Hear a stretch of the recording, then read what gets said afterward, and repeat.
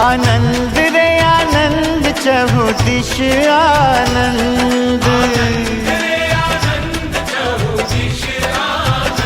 धरती बनी है आज, धरती बनी है अक्षर का आंगन, आनंद रे आनंद।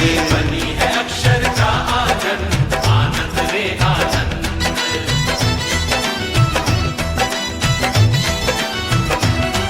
आनंद रे आनंद चहु दिश आनंद, स्वामी पधारे, स्वामी पधारे लिए सहजानंद, आनंद रे आनंद। આપણો કોઈ દુશ્મન નથી,